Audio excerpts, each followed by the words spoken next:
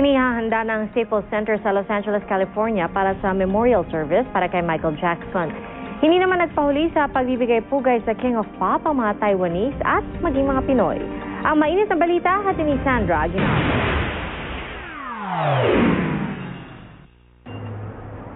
Nakabarikada na ang paligid ng Staples Center sa Los Angeles 2 araw bago ang nakatakdang memorial service para kay Michael Jackson. 1.6 million ang sumali sa online lottery para sa ticket ng memorial service.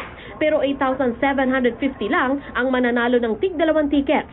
Ayon sa pamunuan ng Staples Center, kaninang alas 11 ng umaga sa Amerika o alas 2 ng madaling araw sa Pilipinas, nakatanggap na ng email ang mga napili. Mahigpit na rin ang seguridad. Inaasahan kasing dadagsa rin ang mga walang ticket. Hindi ipapalabas sa giant screen ng Staples Center ang memorial service.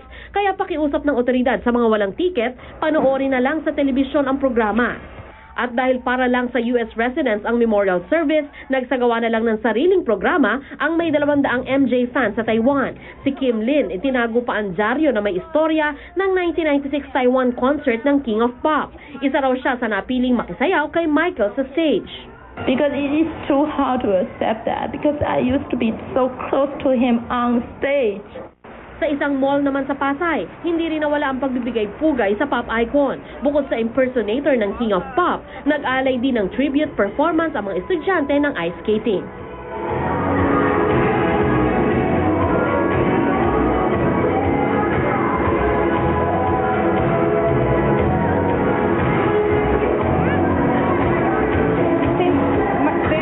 He was the ultimate American pop icon. Talagang we wanted to prolong the thriller dance. Masaya po kasi siyempre naging tribute din to kay King of Pop. Ang impluwensya ng King of Pop, tiyak namang hindi nagtatapos sa kanyang paglisan. Sandra Aguinaldo, GMA News. At para naman makatanggap ng mga pinakabagong balita via text, i-type lang ang GMA News, space on at isend sa 4627. Magkita-kita po tayo bukas sa alas 12 punto para sa mga balitang walang kinikilingan, walang pinoprotektahan. Walang kasinungalingan, mula sa tahanan ng katotohanan, PR Kanghel po. At ako po si Rafi Tima, ang inyong mga kasalo dito sa Balitang Hali.